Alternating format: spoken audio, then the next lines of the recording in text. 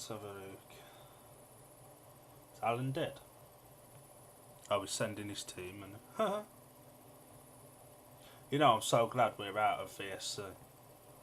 So am I. I feel like we'd have got to this point and we'd have got bored of it.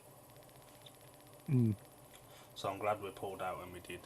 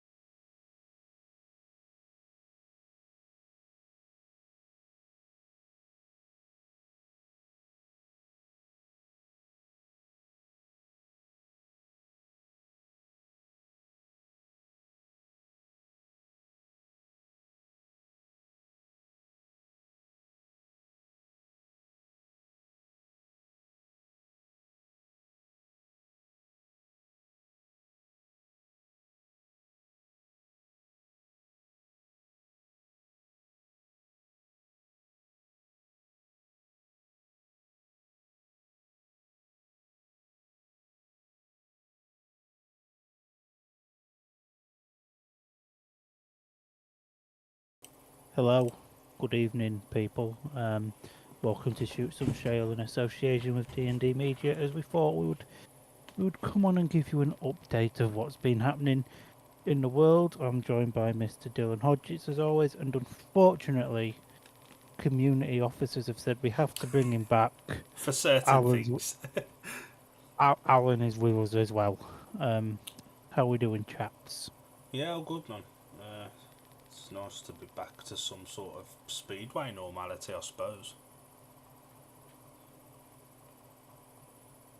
And Al is dead. Lovely. Enjoy the peace and quiet while you can. So the first bit of news, if you like, is the fact the championship fixtures have been released today. Let me just find a little statement here. So obviously we've got the BSN series, the Maxi Cab Knockout Cup, and obviously the Cab Direct Championship, the opening weekend of the season.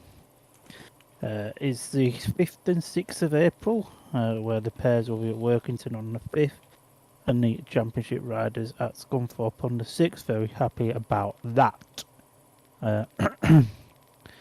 So, Poole launched a defence of their Cab Direct Championship title when they face Scunthorpe at Poole on May the 7th, that being the first league meeting of the year.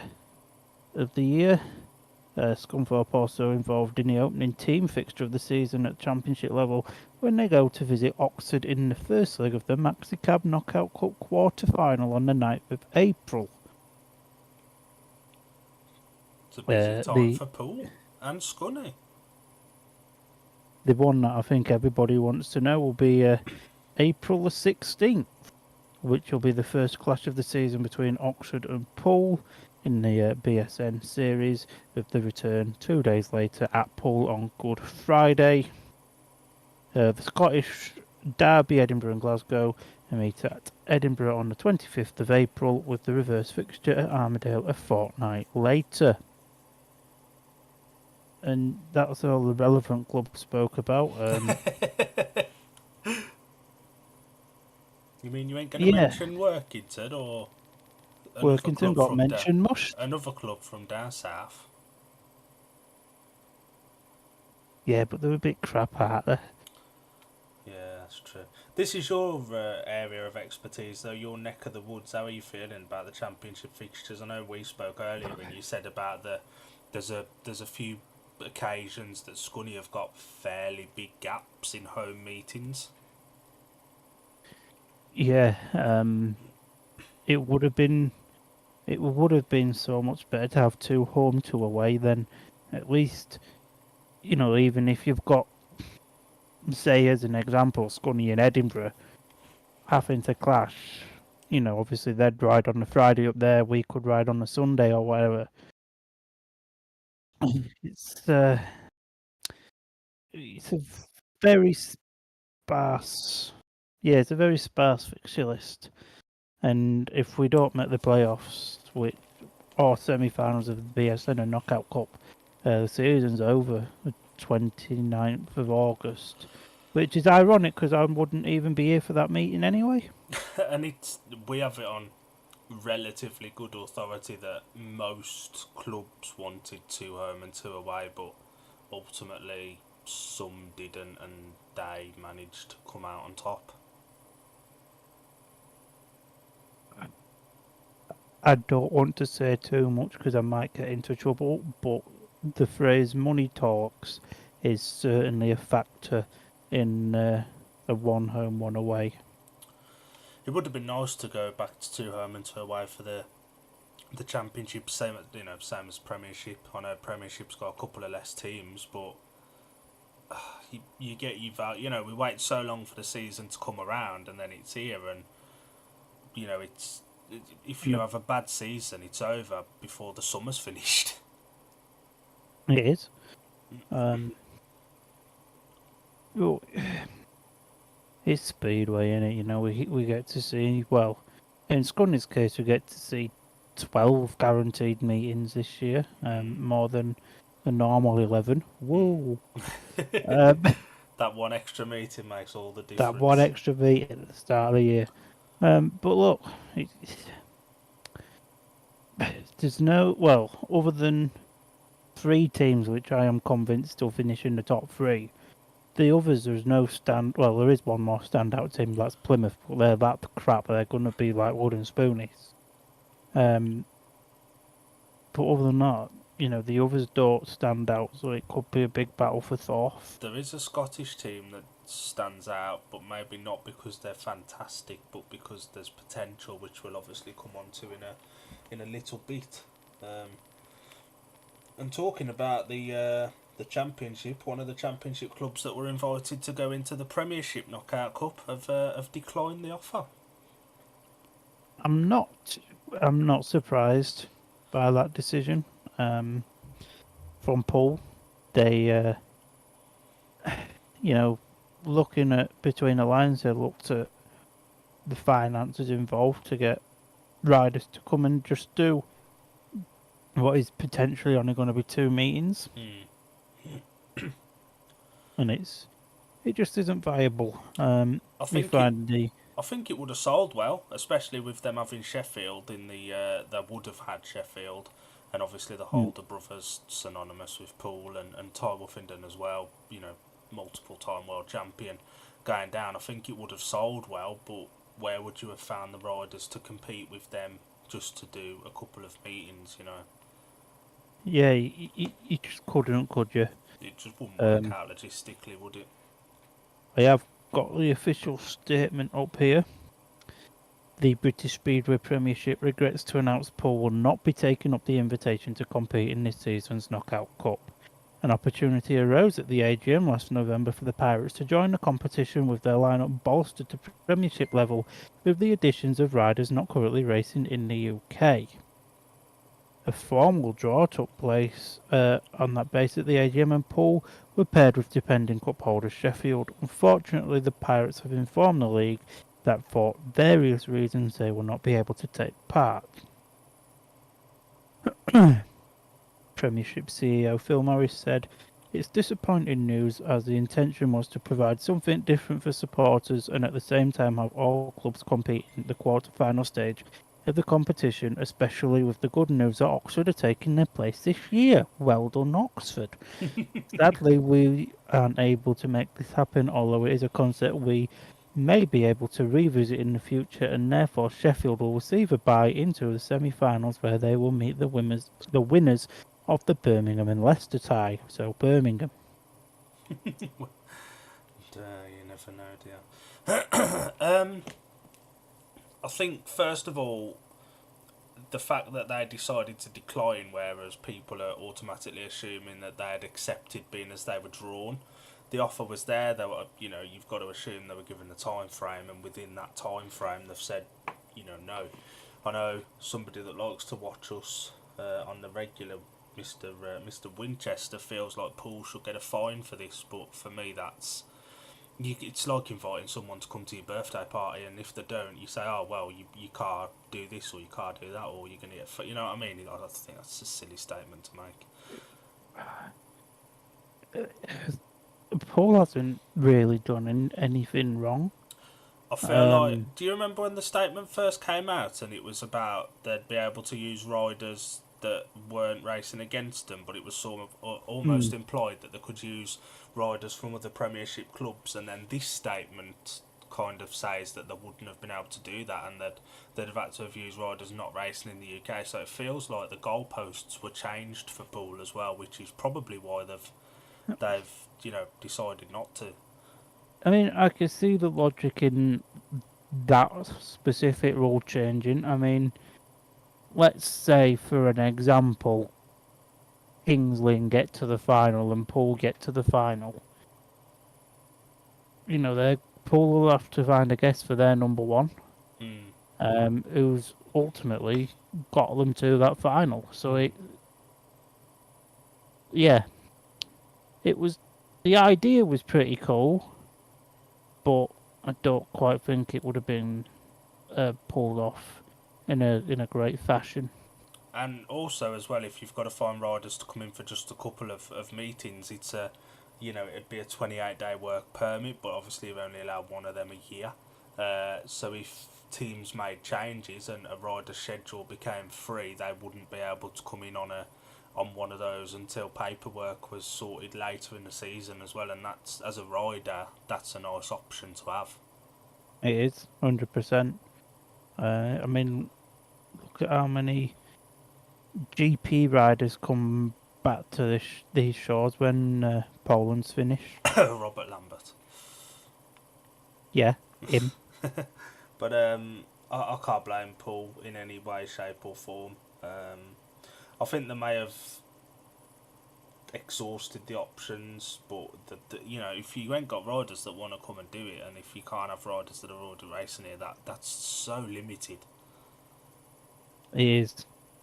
And I mean, they'd probably have to dip the foot into other championship teams. Potentially someone like Oscar Polis, who we'll talk about later on. It wouldn't have been viable, would it, to be honest? It wouldn't have been brilliant. With that one then, we now move on to the fella you've just mentioned, Oscar Polis. And Edinburgh showing some desire. Fair play to Edinburgh. It's another new name to British Speedway, isn't it? How many teams do you see now are thinking outside the box? It is a good signing. We'll actually, in a minute, I think we'll probably have a run through of the teams and signings as well, just so we can, see some of the names, some new names, some surprise names for the Premiership and the Championship. I think, it'll kill 5 minutes, won't it? Yeah. But yeah. I fully respect Edinburgh for trying something different, and part of me hopes it pulls off for them. Do you want to load up the Championship ones and have a look at them, and I'll do Premiership, and then we'll bring Alan in a minute to have a discussion about that. As obviously a Glasgow fan, you know, but it kills him inside to see Edinburgh showing some Is this outside when the he's box thinking. Is this when he's come back through walking the dog for the millionth time? He is there. We'll bring him in He's after we've there. looked. We'll bring him in after we've looked at these teams. We'll start with you in the Championship.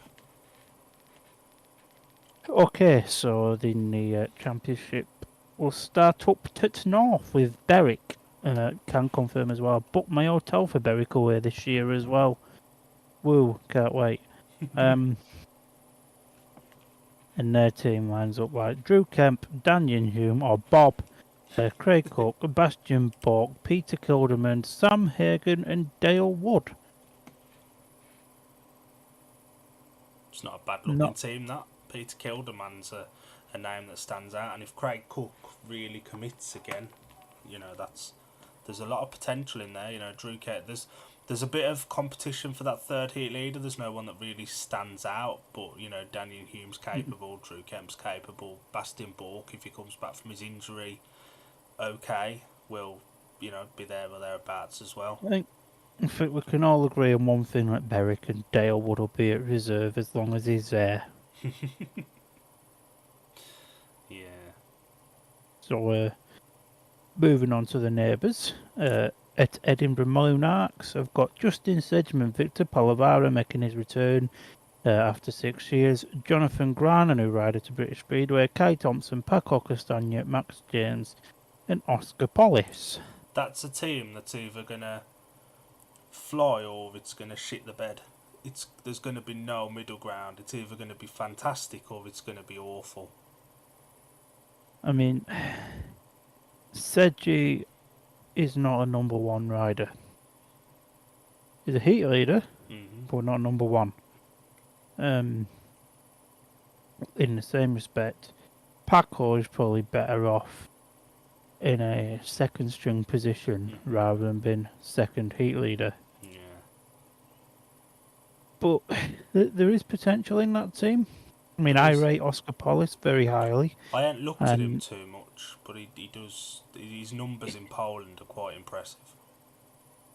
He's been more suited to a Glasgow style track than Edinburgh. Yeah. Do you think he's a signing that's going to be more to the big tracks, your Berwick, your Glasgows, your Scunnies, your Red Cars? Yeah. And obviously they've got riders, Kai Thompson, Paco, Sedgy, been there for a few years now. They're more than capable of doing the job at home. But they have been the ones that have struggled away from home as well in recent seasons. Yeah, that's true. So I think it's safe to say Edinburgh, solid home team, probably get a few batterings away. No, they're next door neighbours. We'll bring Alan in after we've done this team before we look at the rest. So these Ouija's, I miss the Ouija's trip to Scunny, to be fair, which isn't a bad thing, because Chris Harris won't ruin the evening. Kyle Howarth joins him as well as Dan Thompson, Leon Flint, Ashton Bowden, Freddie Hodder, and Max Perry. I'd assume this is one of those teams you've looked at a guaranteed top three. I'm not as confident on that as you are.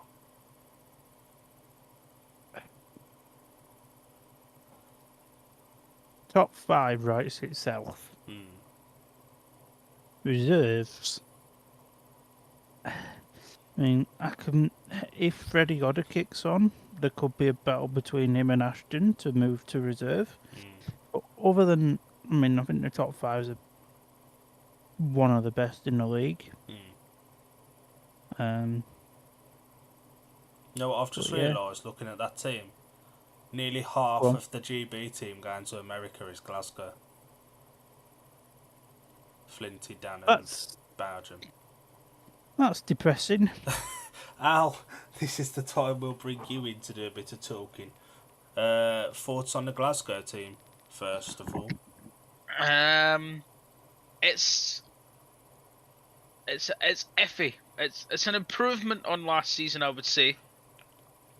Not massively, but it's an improvement. It just depends on how some of the riders go, in particular Ashton Bowden and probably Kyle Howarth, because he didn't have a great season last year. That's no disrespect to anyone from Scunthorpe, but let's be honest. And even, I'm going to say it, Dan Thompson probably. Depends if he keeps up the form he had last season. And given Max Perry didn't have much matches for Poole, it'll depend how he goes at reserve.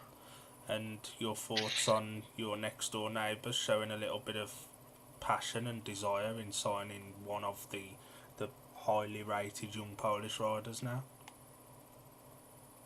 I'm going to hate myself for saying this. I could very much see Edinburgh in the playoffs if those signings pull off. It all depends on how well they go in the UK tracks. And Palavara, having been here before, there's an expectation that he'll be as good as he was back then. And to be honest, I don't know. Or better. He might be better. I think he's a better rider now than the last time he was here. So it'll be interesting to watch. I certainly think they're a better side than they have been over the last few seasons. Let's put it that way. That's an exciting team to go to see racing around Ashfield, you know. Like Oscar Polis will fly around there, Sedgy knows his way around, Victor Palavara should go well Sedgy. Jonathan Sedgy will be Grant coming back well. for a bit of revenge at Glasgow, I would think. Oh, yes. It is a meeting I'd want to go see myself. Yeah, it does look a tasty Scottish derby. It is strange, though, seeing an Edinburgh team without Josh Pickering's name on it. That's true. Edinburgh fans get used to it, mushies. Thank you very much, Al. That's very useful.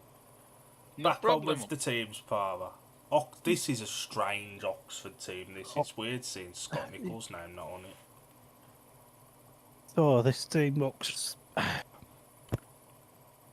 It's one number one, 3 second strings, 3 reserves. Yeah. It's the only way to put it. Sam Masters, Luke Colleen, Jordan Jenkins, Cameron Heap, Stan Gilks, Jonas Knudsen and Mitchell McMurmaid join forces to create the Oxford Cheaters of 2025. And I've got to be honest, that could be an easy route for Scunny making the semi-finals of the Knockout Cup.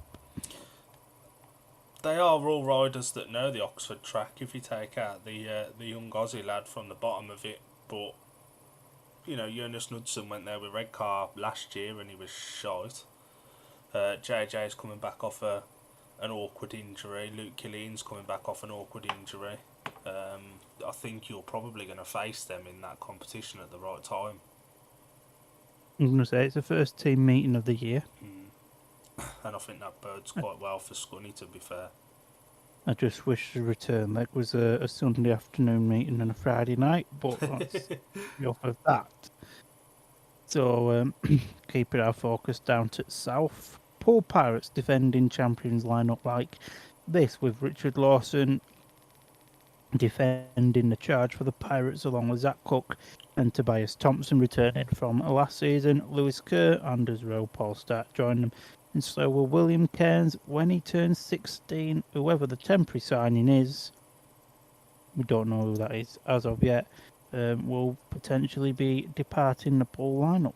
Well, that will be when Will Cairns turns 16, unless they drastically, show something and force the promotion to release another rider. That's a good-looking Poole team. Obviously changed from last year with Tom Brennan and Ben Cook opting out of the championship.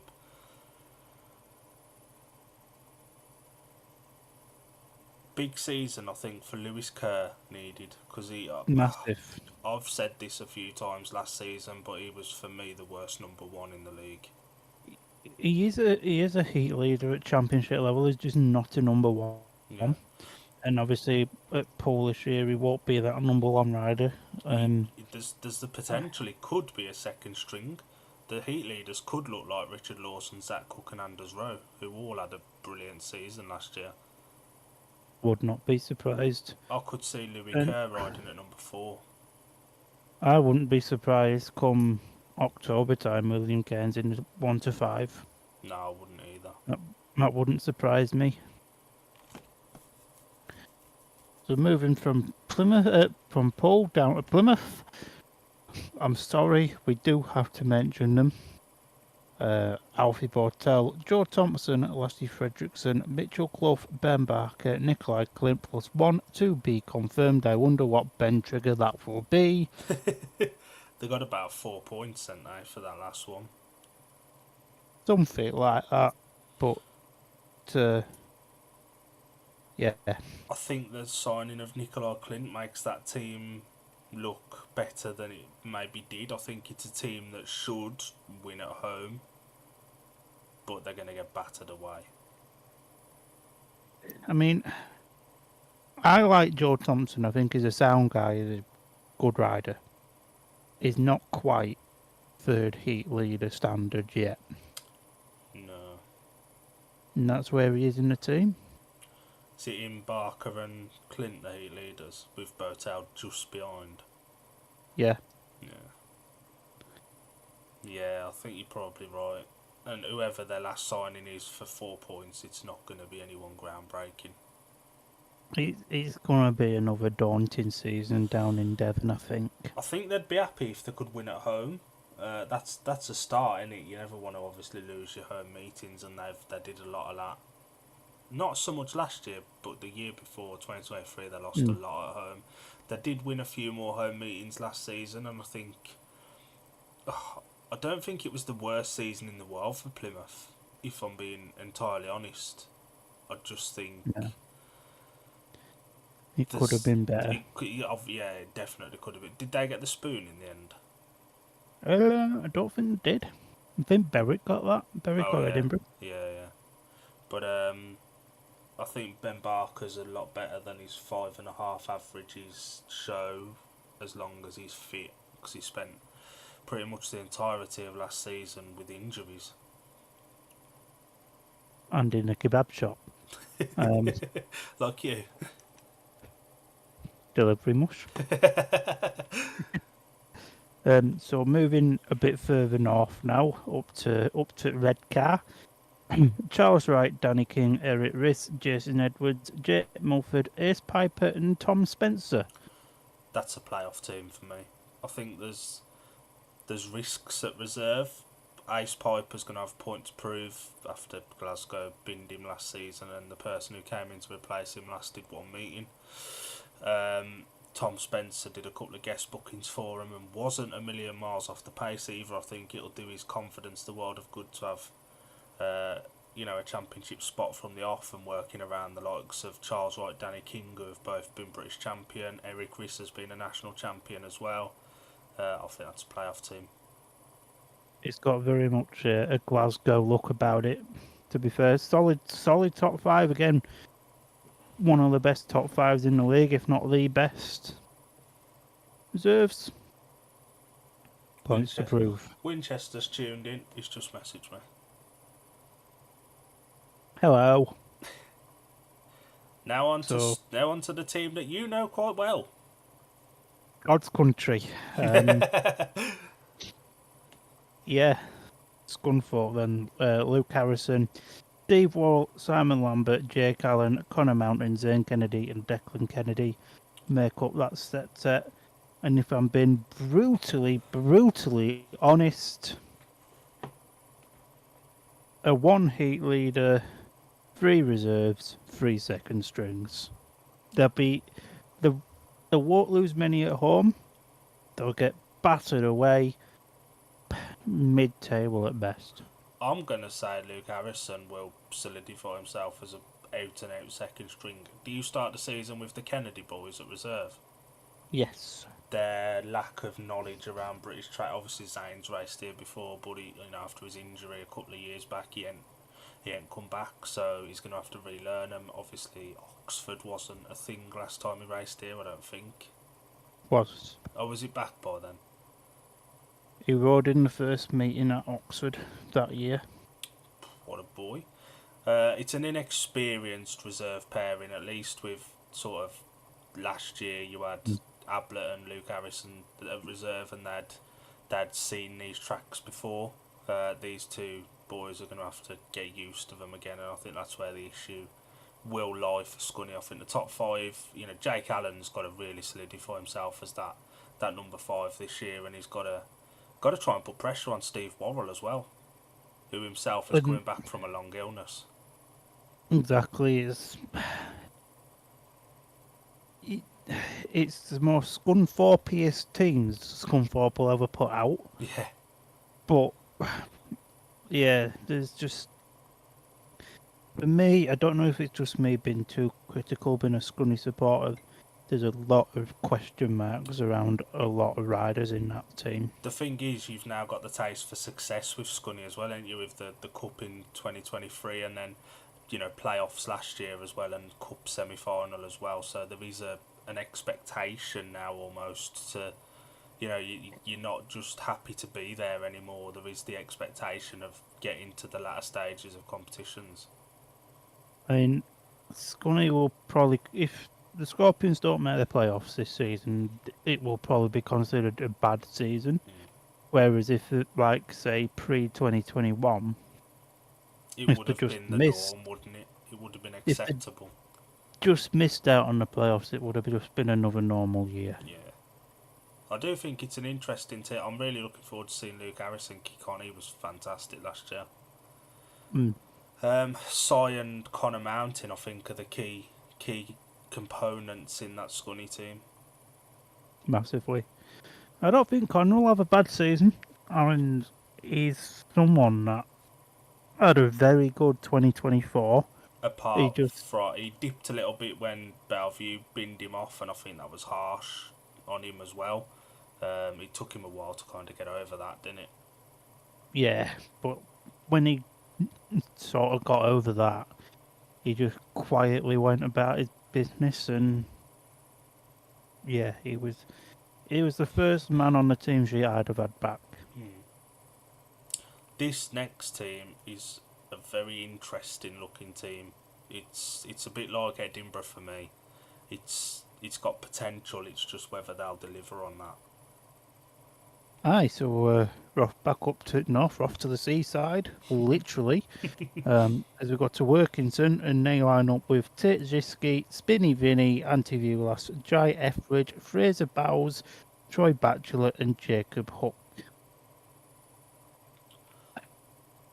This is a season where Workington need Batchelor to be on it from the off. He can't turn up to meetings with a can't be arsed attitude like he did certain times last year. He absolutely needs to lead by example, especially with newcomers to British Speedway, Fraser Bowes and Vinny. Another team. He's obviously done pool, but he'll find it a hell of a lot different with Workington. And I think Vinny might suffer from the fact that Richard Lawson is a very proactive number one. I don't think Troy Batchelor will be. No. No, again, it's a very interesting team. Don't know how Tate's going to come back. He pulled out of the Aussie meetings, didn't he? Because he bought quite He did. That's a worry for Workington, I think. And Bellevue. I mean, Antivulas will be fine. I'm surprised he's not been picked up in the Premiership. There's still spots available. Fraser Bowes, I rate that signing highly. Got a lot of potential in it. Jacob Hook is, Jacob Hook. He goes under the radar a bit, don't he? Like he was overshadowed at Plymouth last year by Joe, but he was massively okay. He's just kind of floundered around since leaving Edinburgh. The big question mark over Workington is Jai Etheridge. Yeah, how Jai will adapt to a new home track, having pretty gone fairly stale. I don't think it's too harsh to say he did go stale at Berwick. That's an interesting looking team. It has potential, and if the Click and Batchelor leads by example, it's a team that could go places. Yeah, it could go places. And it's one of the best racing tracks in the country as well if it's set up right. Better than Bellevue, if you ask me. Did I just say that out loud? Don't you mention Bellevue? Some people haven't got over the Grand Prix being there yet. Talking of Well- Bellevue, Premiership teams. Well, we'll come back to the GP thing in a minute because I've heard something very interesting. Ooh, I am intrigued by that. That'll make people stay watching. We've got 3 viewers at the moment. This will make all 3 of you stay to listen. Bellevue's team, Jake Mulford is the rising star, returning from their championship winning team last season along with Dan Bewley, the new Australian champion Brady Kurtz, who's looked absolutely untouchable more often than not, and Jamin Lindsay and Norrit Bladorn all back. Tajewski returns after his one meeting with the Aces before getting injured, and it's one cook out, one cook in, with Zach Cook coming in to replace his brother. In a team that's pretty much set up the same as last season. And I spoke to you about this the other day. I personally think Zach Cook has the better potential than Ben, so if he can settle in at Bellevue, and he's gone well there in the past for Wolves and for Birmingham, I think he'll be fine. It's a team that's got playoffs written all over it, hasn't it, really? Yeah. A lot will depend on the 2 gingers. But Brady looks like he's taken another step this year, doesn't he? You know, there's certain people we know that think the sun shines out of his arse, but he has stepped up when he's needed to. Although you expect that from a Grand Prix rider. that team should go unbeaten at home. Yeah. And potentially win a few away. Do you think it's league champions, or do you think there's another team that looks better? I don't necessarily want to say there's a standout team in the league. But Bellevue do look one of the stronger. But as we witnessed last year throughout the course of the season, Ipswich was flying high, head and shoulders above everyone. 1-2 bad injuries messes up a whole season. So Yeah. I don't want to say league championship material until we get to September. Birmingham track at the moment 5 completely new faces. Nobody has been retained from last year's team. Jason Edwards is the rising star. In my opinion, hot take, the best rising star on the list. Can't disagree. You've also got Tobias Michalak going at number 1. You've got Matty Zagar making his British Speedway return. Keenan Rue, who's just finished 4th, I think it was, in the Australian standings, looked fantastic. He's looked really, really good. And Jonas Jeppersen, who I watched in the Crumpy meeting, I think it was, and he struggled. But it's just one meeting, isn't it? I think Jason Edwards will be great for you guys at reserve. And with him able to take 7 rides, that's a massive boost for the Brummies to have that option. With all due respect to last year's rising star, that wasn't something that was available. I don't want to sound too disrespectful here, but I could see Jonas Jepsen being another Vaclav Milik / Piotr Poliki. I don't think he will last the season. On the plus side, though, Keenan Rue, brilliant signing, only going to get better. And Matty Zager has been there, done it, wore the t-shirt that many times, he's turned it into a hoodie. And Tobias Michalek, if his head's in the right place and he's fully healed, obviously before last season, we all know what happened to Kingsley. I don't think that was necessarily a reflection on Tobias. I think that was an isolated incident that just sort of happened. I mean, I watched Tobias for 2 seasons at Sheffield. When he's on it, and there's sometimes, I've come away from Sheffield thinking he was the standout rider of the meeting. So, yeah, you've got a gem in Tobias. And he's a nice fella. He's a really nice fella, actually. Oh, 100%. and Birmingham have announced today that they're in final talks with their third heat leader. There's no hint as to who that might be. There's no rumours as to who that might be. But Not until I check the BSF later. I've already looked. There's nothing on there, but that's full of shit anyway. So I think it'll be interesting.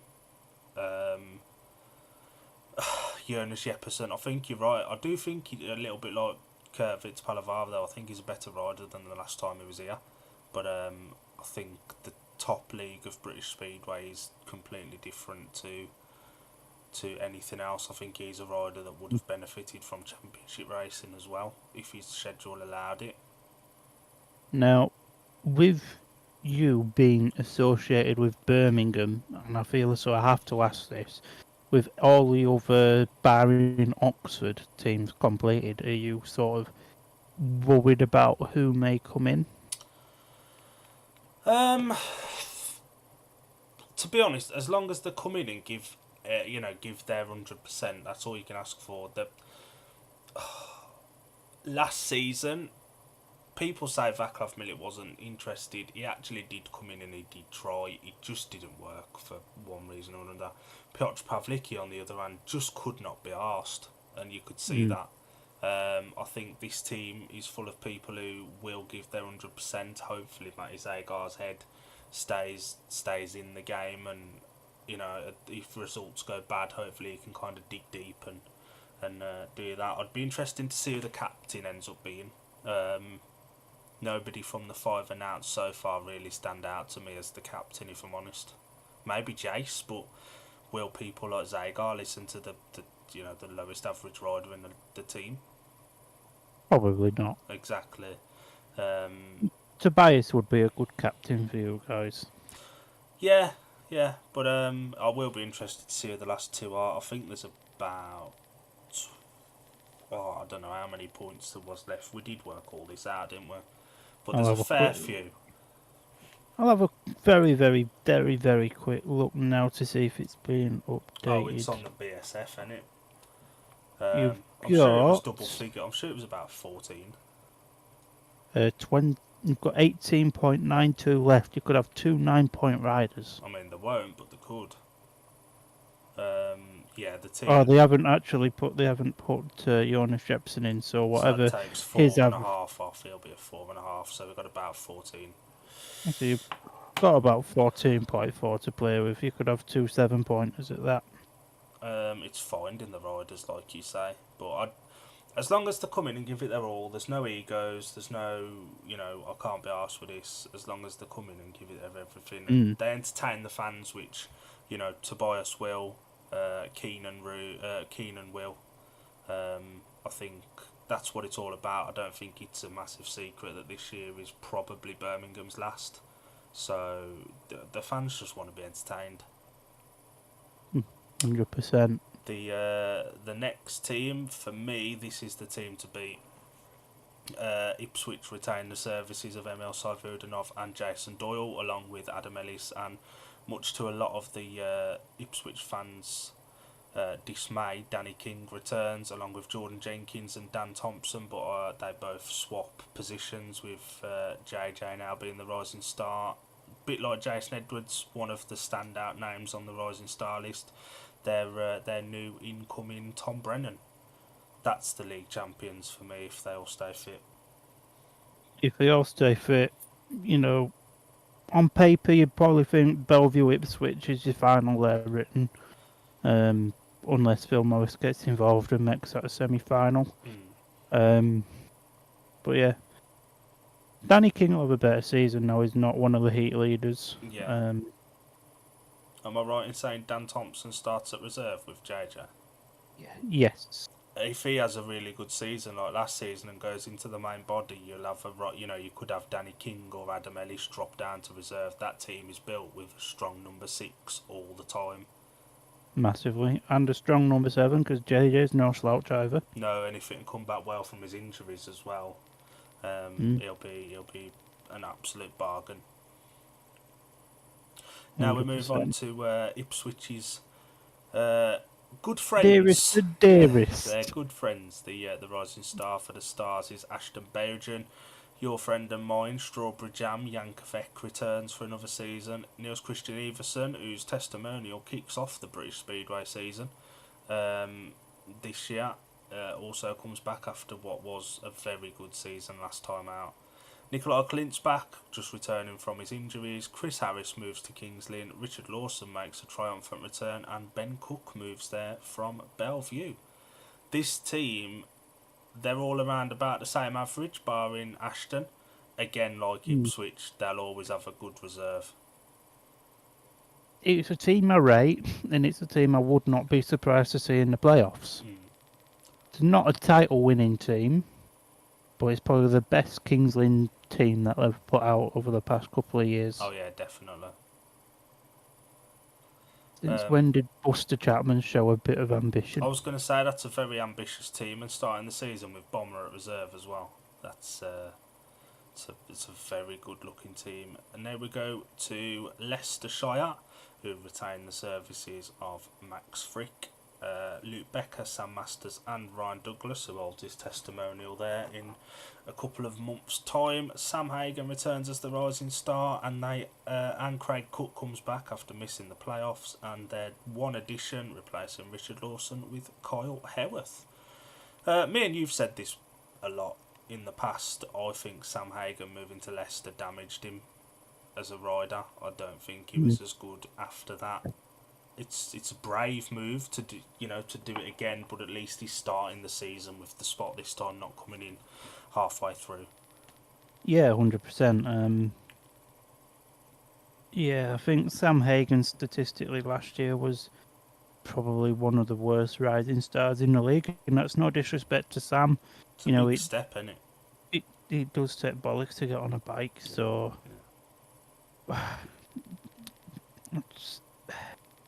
the only thing for me that Leicester's got going for them is a massive home track advantage. And with 6 of the 7 back from last season, I know Cookie only did part of it, but the rest, were there for the entire season. Stuart Dixon's done well, and obviously Kyle's done many laps around Leicester. Yeah, was it the title-winning captain in the championship? Don't think he was. I think he was at Sheffield then. Oh, I could be wrong. He has had a season at Leicester in the championship. Yeah. I think it was 21. And he did really well there, and he obviously knows Stuart Dixon very well as well. It's a team that will do very well at home, but will get battered away most places. That's an interesting knockout cup tie though, Leicester and Birmingham. That could be interesting, depending on who Birmingham's last two are. That could be a tasty encounter. Oh, 100%. We now move to Oxford, who again enter all 3 leagues. Their rising star Luke Killeen, a rider that pulled a lot of trees up last season. He was fantastic, ended it injured thanks to an incident with Spinny Vinny. Starts the season as the rising star, and you almost felt like that was the plan when they decided to sign him and move Ashton from the rising star position last year. Yeah. They'll start with Rowan Tungate at number 1. I know the Oxford fans have been crying out for a certain Swedish Grand Prix star that's not signed over here this year, but as already stated, he's not going to, so Oxford fans can cry into their blart sock about that. Rowan Tungate will start at number 1, finished, I think it was 5th in the Australian title standings, so not a bad series for him. No, 100%. They include former British champion Charles Wright, Eric Riss, Matt Sayanovsky returns, and Peter Kilderman makes a return to British Speedway for the first time in a few years. What do you think about this Oxford team? This is a strange one for me. I don't know what to think of it. Again, Tungate, as much as I despise him, is a good signing. Magic's a good signing. Righty and Riss as second strings can be very good. I think we'll see the best of Magic this year. Peter Kilderman, you never know what you're going to get, do you? It's a bit like Zagar. So like a box of Maltesers, you don't know if you're going to get the full thing or if you're going to get a box with nothing in. There's no in between. Is that after you vet them all and just put the box back? Yeah. With Pete, you either get 100% or 0%. There's no in between, and And he ain't raced here for a few years either, has he? So everything's different. he ain't no. It's an interesting one. It'll be interesting to see who their last signing is. I think they've got 6 points left for the last one. So it will be interesting to see who they bring in. 100%. This is the other standout team for me. Sheffield. Leon Flint moves there as their rising star after a below standard season last season. I think it's fair to say in the top league they retained the services of the Holder brothers, Ty Wolfenden and Josh Pickering. Anders Rowe moves there from Kings Lynn, and he was fantastic at Kings Lynn last year, and Daniel Hume is back in the top league. Apart from Anders and Leon, all of them riders have ridden for Sheffield before. And again, it's almost got a Scunthorpe look to it. Like, 5 of them riders are the part and parcel of the furniture of Sheffield. Your Holders, Ty, Pico, they're the part and parcel of the furniture there. They're going to be there for a very long time. Well, one of them might not be if his thing of trying to help Wolves comes to fruition. He's adamant he wants to.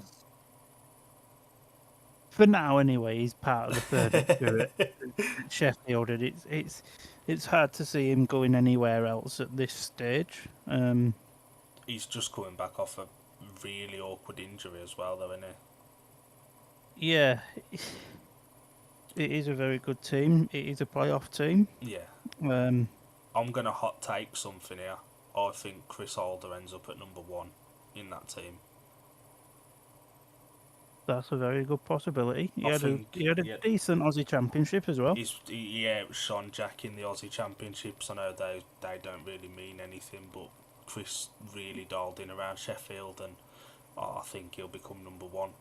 And that's a team where, if Daniel Hume has a brilliant start, Anders could drop, or Pico could drop. You've got 3 world-class riders that can challenge for the number 1 race jacket as well. So there's a lot of potential in that team, and I think it could be a finalist as well. I mean, I've got one bold prediction about Sheffield. What's that? Leon Flint will not see the season out there. Do you think?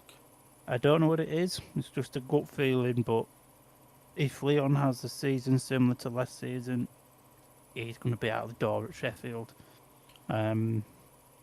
Dependent on what other rising stars are available, because I have been told by good authority Sheffield originally wanted Nathan Ablett as their rising star. It's an intriguing one. Shall we quickly discuss what you've heard regarding the Bellevue Grand Prix before we touch on our last couple of points and then wrap up? So, I've heard this on good authority. Is it off the BSF? Because if it is, No. it's no use. No. It's as useful as a chocolate kettle. I'm sure I read this in the Speedway Star last week. Oh. So there might be some truth to it. I don't think Discovery was going to use Cardiff anyway this year. I know they announced a date, but I think their plan was Cardiff has seen its day and it wasn't coming back. But I had heard before they decided to do the double header in Manchester that they was in talks with the Alexander Stadium in Birmingham to do a Grand Prix in there. That'd have been an interesting one. Don't know how they'd have been able to have pulled it off. Yeah, it'd have been a temp track, wouldn't it? But the stadium itself is very impressive. So, Bellevue nearly didn't have 2 GPs. And it would have been better if they didn't have 2 GPs. I was going to say having 2 at the same place. It reminds me of COVID times where you had double headers at, the Polish tracks in particular. I think it would have been cool if they could have pulled off that deal with the Alexander Stadium or another track that's already, there. Dare I say it, a Glasgow or something. I just think two GPs at the same track the day after each other is strange. I don't mean any disrespect here to Bellevue because, we all know what Bellevue's like, and I'm sure they're going to put on two really good meetings. But there's nothing special about going to Bellevue anymore. When it first opened, yeah, brilliant. But because it's a league track and you see Premiership there, National League there, the British finals there, every other TV meetings from there, it's shoved down our throats. There's nothing special about Bellevue anymore, whereas Cardiff was, that one day, or if you had the SGP2, that 2 day, that long weekend. British supporters haven't necessarily got that weekend anymore, so I can see why Winchester's going on suicide watch about it.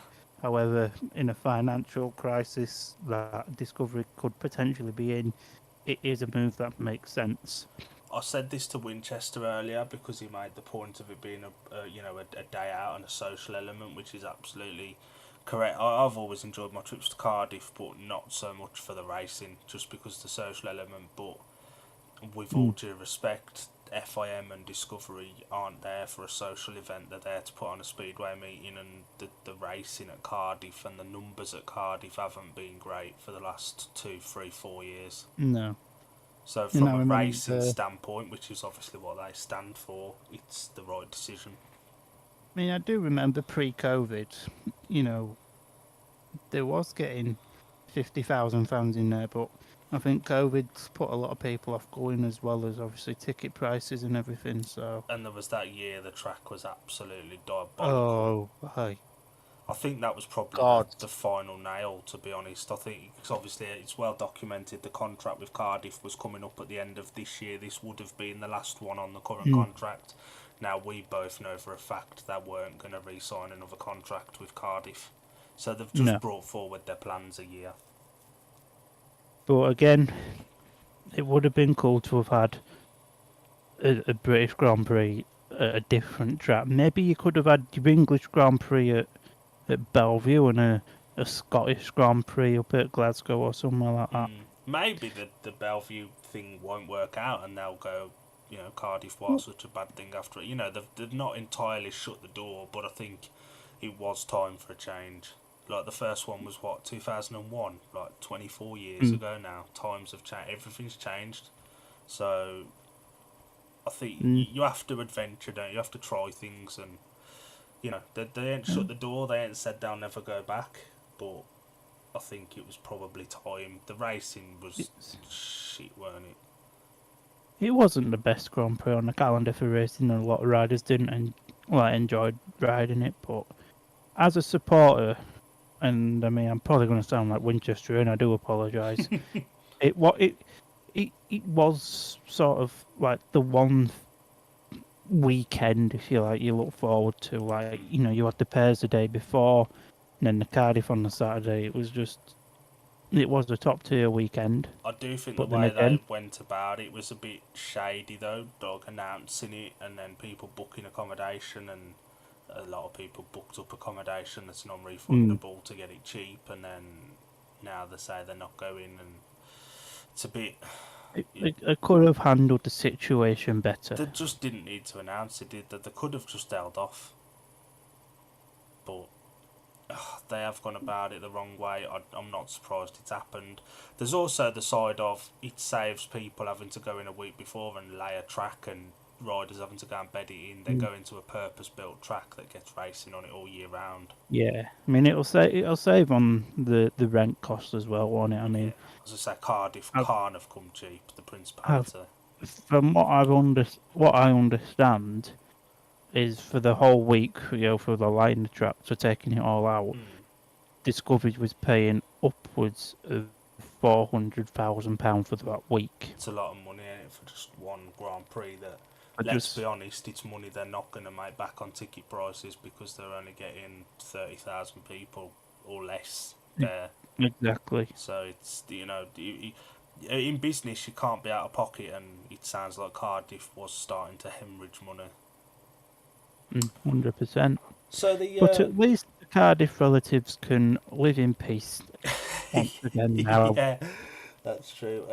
Just quickly, on Saturday, the 1st of February, there is the international test match between the USA and Team GB. The GB team has now all fully been announced. It's a good opportunity for some of the youngsters, Palmer. Yeah, it is. I'm glad you reminded me because again, I'd forgot the team. But Dan Bewley, Adam Ellis, Tom Brennan, Jordan Jenkins, Dan Thompson, Leon Flint, and Ashton Bowden. oh, Adam's in it. I might watch it then. Yeah, A BSN good. covering that, they are, aren't they? They are. It's $13.99. And I think A it's a pound cheaper than the Aussie meetings. and it may be better once the USA team is announced. People are a bit confused as to why the British team is as it is. I think it's the riders that the GB bosses have got. You know, you ain't going to get Robert Lambert or Ty Wolfenden cutting their winters short to go over. You know, obviously Dan Bewley's been over before, and him and Adam Ellis are really good mates as well. So there's no reason why they wouldn't have done it. And then you've just got a load of British youngsters who will benefit from the opportunity to race out there. Oh, definitely. And yeah, obviously the USA team's announced tomorrow evening, so something to look out for. One of the perks of being me and working with the USA is I know the team, and I think it's a very good looking meeting on paper, to be honest. And hopefully it delivers and people will tune in. I think it's a 9 o'clock start time on Saturday, the 1st of February, UK start time, which for us is great because it's pre-Royal Rumble entertainment. Or pre-Royal Rumble, go to sleep. One or the other. And there may be a watch along for that. We haven't decided one way or another yet. There potentially could be. It depends. It depends what time it finishes. Yeah, and B, if it was to overrun to the Royal Rumble, for me the Royal Rumble gets priority. Pretty much. And finally, touching on watch-alongs, we can now confirm our plans, which is always subject to change, but these are the sort of, this is what we're looking at. Palmer, do you want to take us through it? Yeah, just let me bring the graphic up on my screen so I can see it, because I've already forgotten.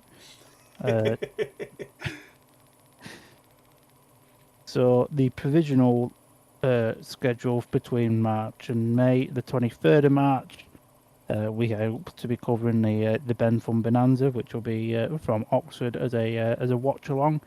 On the 27th of March, 4 days later, we plan to react to Leicester versus Birmingham in the Knockout Cup. The 9th of April, again, we plan to react to Oxford versus Scunthorpe in the Knockout Cup. Disclaimer already for that one, there will be some explicit language, so if you've got kids about, put us on mute. 21st of April, again, Oxford versus Leicester in the Knockout Cup. That'll be a watch along. The 23rd of April, Poole versus Plymouth. That'll be a reactions one, so we can tell you how shite Plymouth are. Then on the 1st of May will be a watch along to the British Championship semi-final. The reactions ones is something that we're bringing in this year. It's almost like, you described it perfectly, it's almost like shoot some Shale goggle box in it. Yeah.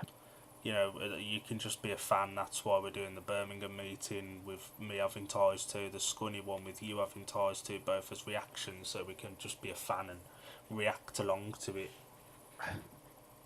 Yeah.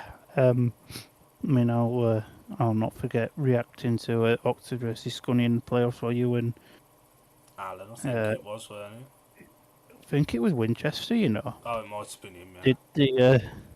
Did the watch along, and I think my language was a little bit different to what yours was.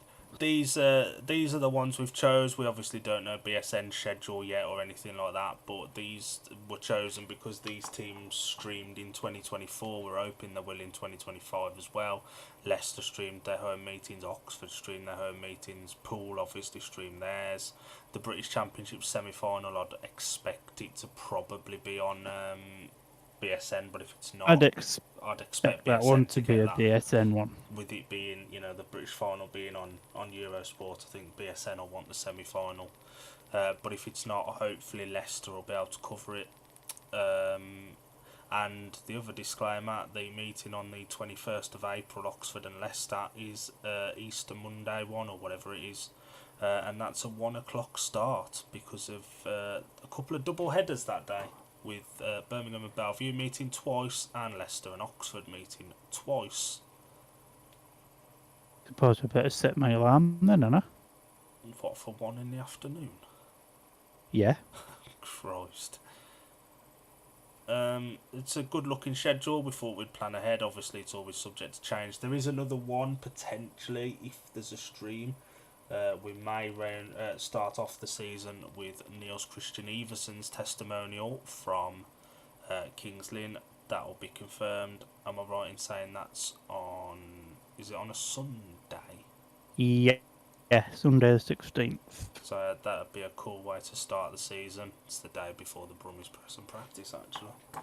So that'll give me a bit of delight back for the season. But it is nice now just to be getting ready for the season, isn't it? Yeah, 100%. Yeah, it's been a long couple of months, and we've still got another long couple of months, but soon be here, and then it'll be soon be over again, and we can all go back and cry into our man caves. But that's our working plan. Some will be watch-alongs, which you're used to for us doing on here now, with us sort of commentating along, and some will just be reactions where we can just be a fan and give our honest thoughts. The reactions ones, as Palmer says, might have a little bit of explicit language. But it's the raw reactions to what's happening. So if someone's doing SH1T, they're gonna, it's gonna be said that they're doing SH1T. Yeah. And I think that's pretty much us done after an hour and 6 minutes. Yeah. I can't think of anything else. So I'll wrap us up real quick. Massive shout out to just one more thing. We will again be doing our Championship and Premiership team Kevlars and stuff, reactions and thoughts and all that good stuff. We enjoyed doing that last season. We will be doing that again once everyone's team pictures are released and we can see them all.